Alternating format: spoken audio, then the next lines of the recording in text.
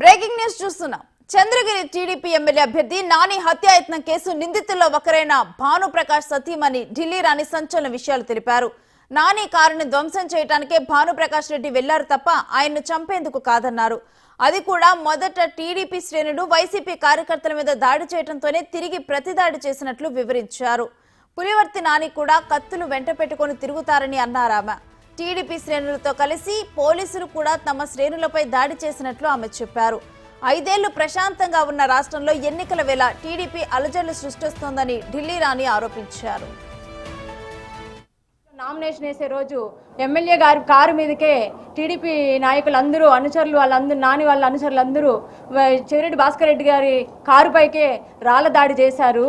తర్వాత మళ్ళీ ఒక మా మండలంలోనే ఒక ఏజెంట్గా కూర్చున్న వైసీపీ నాయకుడి పైన నాయకులందరూ ఆడ నాయుడు వర్గానికి చెందిన వాళ్ళందరూ ఆ అబ్బాయి ఏజెంట్గా కూర్చున్నాడు అనేసి అని ఆ అబ్బాయిని కొట్టడం జరిగింది.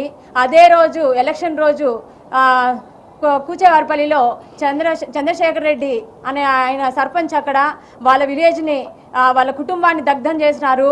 ఆడ వాళ్ళ వాహనాన్ని కాల్ చేసినారు. వాళ్ళ ఆస్తిని నష్టం చేశారు. వాళ్ళ తర్వాత వచ్చి మన మోహిత్ రెడ్డి గారిని అతని మీదకి ఆడుండే అనుచరులందరూ ఆయన మీదకి ఒకేసారి దాడి చేయడానికి వచ్చారు.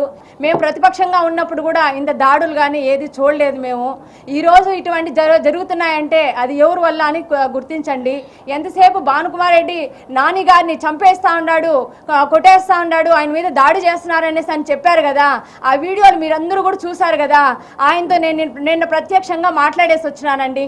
ఆయన మీరు చూసిన వీడియోలలో ఆయన దగ్గర ఉండే ఆయుధంతో ఆయన ఏమన్నా ఎక్కడన్నా ఒక చిన్న గాయమన్నా చేస్తుంటే నేను ప్రతి ఒక్కరికి సమాధానం చెప్తానండి. ఈరోజు చూడండి, ఆయన ఆ రోజు చేసిన దాడికి ఆడ జరిగింది 5 మంది మాత్రమే ఆడ పాల్గొంటే 150 మంది మీకు కార్యకర్తలు ఆడికొచ్చి మా మీద దాడి చేస్తున్నారని చెప్పినారు.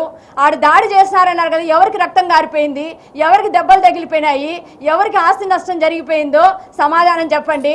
అసలు నాని గారు అక్కడే ఉండారు.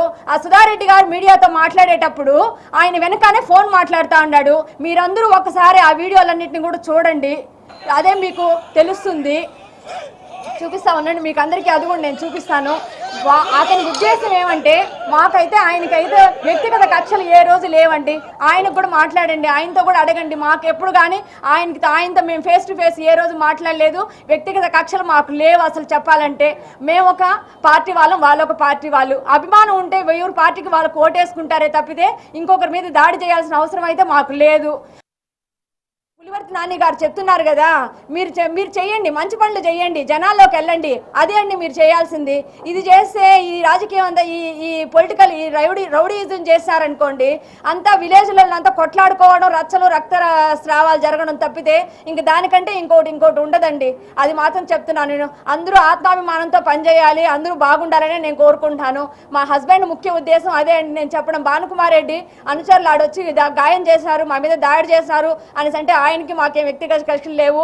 ఆయన మా పార్టీ నాయకులు ఎమ్మెల్యే కారు పైకి వచ్చినాడు అనేసి అని కారు దగ్ధాలు చేస్తున్నారని ఇలాంటివన్నీ వాళ్ళు ఫస్ట్ దాడి చేస్తేనే ప్రతి దాడి చేసినామే తప్పితే ఆయన ప్రాణహానికి అయితే ఏది మేము చేయలేదండి.